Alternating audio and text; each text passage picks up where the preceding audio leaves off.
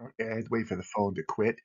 Deny the myths, and to say trust only what you can identify with your own senses. And so they used inductive reasoning to explain things like why were there seasons as opposed to the myth. And we know that in the Hellenistic period, they made great scientific breakthroughs in this regard. They began to demonstrate that the Earth circled around the sun. It was that the Earth was not the center of the solar system, and that it did it in 365 and a quarter days. A lot of major breakthroughs occurred through this inductive reasoning. And the other point that they use, the other method that they use, is something they refer to as the dialectic. This was the notion that, okay, if you come up with an idea, like Thales coming up with the notion that all things exist of earth, wind, fire, rain and fire, whatever those four principles are. Um, to make it generally accepted, it has to withstand criticism. So it was understood that there would be an engagement, a debate, and if a theory could withstand debate, then it stood reason that until something better came along, this was the prevailing point of view. So these are the two principles, sort of inductive reasoning and dialectic. And then out of this, another strain which gets into Christianity is ethics. Socrates was one of the greatest developers of this, and it was mainly the question that they asked over and over again: how did an honorable person live a just life in an unjust world? And we can see this coming up again and again through Stoicism, through Seneca, through Marcus Aurelius. This is the great question of the ancient world. And so we have a number of what we call pre-Socratic thinkers. Heraclitus of Ephesus proposed that a divine entity, which he called the nous or the mind, had organized the universe in a logical manner, and that the expression of the divine reason were the many proofs of natural law, something that he described as the logos or the logoi or the demonstration, in other words. So there is a divine intellect that ordered the universe, and the proof of it, many manifestations of it, such as mathematical theory, which were always right, are the logoi. Belief in some sort of quasi monotheistic divine logic laid the foundation for Greek ethical and metaphysical development. The sophist Anaxagoras of Miletus likewise explained that the divine intellect, or the nous, was infinite and omniscient and had ordered all things. Not only was Anaxagoras the tutor of young Pericles, but he purportedly had a profound influence on Socrates himself. And so, what I'm saying is that in this early Greek development, intellectual development, there were kernels of sort of monotheistic ideas trending that way. And we can point to Buddhism in India, which was going on at the same time. We can refer to Confucius in China at the same time, as well as the development of the Old Testament that occurred maybe a couple hundred years earlier, and as well as Zoroastrianism.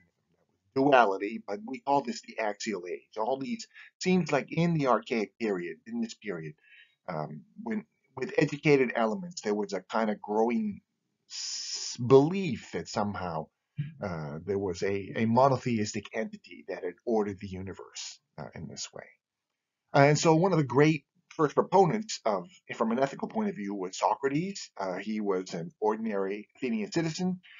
He served with distinction in the hoplite phalanx. He was just a small farmer. He owned a pottery kiln, but he abandoned his trade and all his possessions really in search of what he called truth. He emphasized ethics and the dialectic, and he was, without question, the greatest arguer of his day. He would hang out in the agora at the stoa, painted stoa, and debate with young men.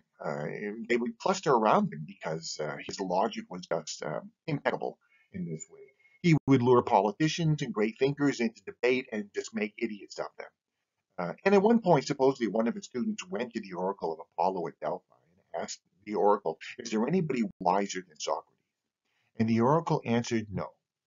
And this really affected Socrates, according to Plato, who was unnamed, so Xenophon, the other source, because it was a pretty, very heavy burden to put on him.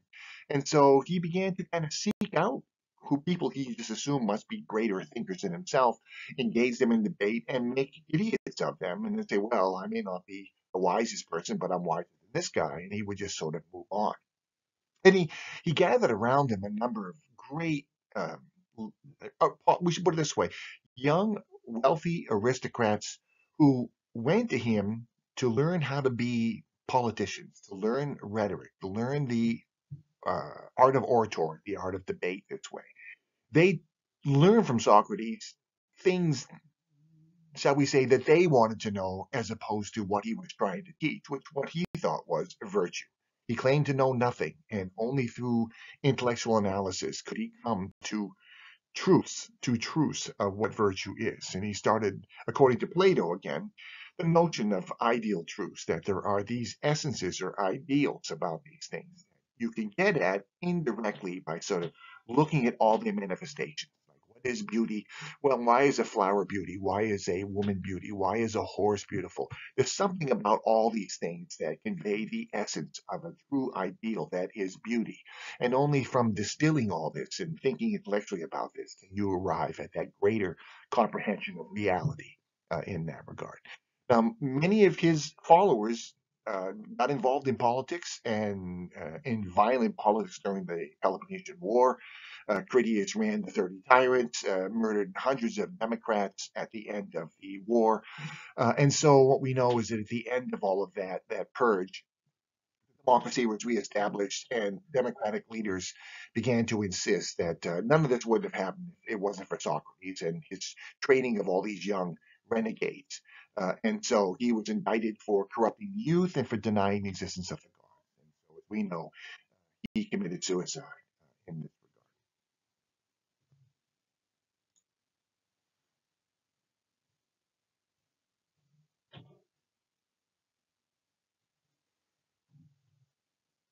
regard. You're welcome to follow along in the text here, which since I didn't provide you one, I thought I would present this here. And so he died in 399 BC, and this had a profound effect on some of his more intellectual students, particularly Plato, who lived from 428 to 347. Plato was a very wealthy aristocrat who should have assumed political office in Athens, but he was so discouraged by the death of Socrates and the abuses of the time that he kind of withdrew from political life, began teaching in the likes of Socrates, only he set up at a gymnasium on the edge of Athens known as the Academy. And so he formed a school there, which would be pursued by Aristotle and later great thinkers, and became the first great university of the ancient world. Plato wrote 26 dialogues, all in the voice of his teacher Socrates. And so we have this problem. We have him speaking through the mouth of Socrates, and it's difficult to know what is really Socrates and what is Plato. More likely, most of the thought is Plato based. If you read Xenophon, that's the impression that you get. And Plato was very interested in the metaphysical universe, the existence of this divine intellect, and how it is so ordered the universe. So it's really from Plato that we get the whole arguments of the nous and how it manifested through its many proofs, the logoi. As Plato described it, humans are sort of like primitive creatures living in a cave. And the entrance to the cave is behind them, and the light comes in from behind them, and it leaves shadows on the walls of the cave. What we see in reality is mere shadows of the true reality that awaits the intellectual who can somehow identify things, sort through reality, sift through using inductive reasoning and dialectic, and become one with the nous ultimately, although that was a big debate as whether it was really possible to do that. But Plato's vision was highly spiritual and metaphysical. He believed in the immortality of the soul, and he had a profound influence on later schools of philosophy. Platonic thought, Platonic logic thus became a main construct through all the development of philosophical schools that emerged, and particularly after Alexander during the Hellenistic era. These are divided into three schools of thought in particular, but it's interesting that there are other 100 schools of thought in it as well. That Siddhartha Buddha had to debate something like 26 different thinkers at his first debate as well. So we're in a seminal age where things were germinating, and out of it came Stoicism Epicureanism, and Cynicism. Stoicism is the one that's most important from our perspective because it was the most positive, most proactive philosophy, and supposedly devised by Zeno the Stoic. You can see his dates there. He came to Athens from Cyprus and founded a school of Stoic philosophy. What he taught was the existence of the divine intellect and divine law, and the argument that it was possible for human intellects to ultimately merge with it. And that was always a big question. Is it possible to be so enlightened you could merge with a nous? To Zeno, the laws of the universe bound all humans as brothers. In other words, he believed in the brotherhood of humankind, that despite racial differences, cultural differences, all humans were basically the same. He also explained the universe as sort of like a large clock or machine with dozens and dozens of interconnected gears. Some of them were large and some of them were small, but each one was important to the maintenance of the overall machine of the universe. And in this respect, he argued that all humans had a purpose, whether they were slaves or kings. It was not humans' job to question his or her purpose. We all play a role in the universe. What we must do is perform our job to the best that we can without questioning what our purpose was. So it's a very positive and very proactive sort of philosophy. He urged people to accept one's fate. Again, if you're a slave, be the best slave you possibly can. If you are a king, then you must be a philosopher king. You must study Plato and try to be a truly enlightened, benevolent leader because your responsibility is so much greater. The key was to pursue um, uh, equanimity, what he called the golden mean. Don't get too excited when things go well, and don't get too sad when things go poorly. Life is going to have its ups and downs. But to simply perform your purpose and treat everybody fairly.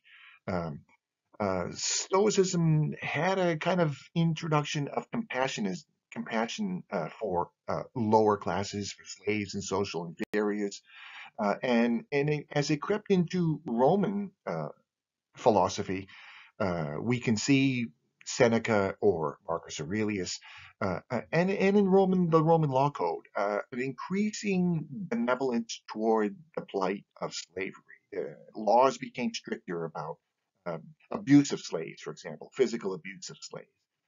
And this will also creep into Christian ideology as well. To a large degree, these Stoic notions of human equality were the reflection of Greek intellectuals living in non-Greek places, such as Alexandria in Egypt, and Antioch in Syria, and having to come to terms with life amid foreign people, native peoples, what we should say. Stoic philosophy was extremely popular with the Roman aristocracy. We mentioned Cato as a philosopher, as a Stoic. Brutus was a Stoic, Seneca, and the Meditations of Marcus Aurelius, for example. People like to point out that all three of the schools, and I've only mentioned one, had their limitations. And the main thing was, you had to be well off and educated to appreciate intellectual thought like this. Only aristocrats could really find purpose in Stoicism. It sort of legitimized their activity, their proactive political behavior, whereas slaves would hardly have cared at all. Epicureans cultivating their own gardens. We had to be wealthy enough to have your own garden. And cynics, well, they were just kind of regarded as sort of hippie beatniks anyway. And they were the first to accept women into their following because, to their way of thinking, what difference did it make, in their regard. And so, what I'm trying to say is that the masses, the general population, the Greco-Roman Mediterranean, really didn't connect with this point of view. What they found meaning instead, as we mentioned before, were the emerging mystery cults from non-Greek regions that offered sort of hope and a better afterlife than the mainstream view of the afterworld this way. And so it's important to recognize that strains of these various worldviews, we can see these in the surviving, what purported to be the teachings of Jesus Christ. As a rabbi, he was trained in Hebraic law.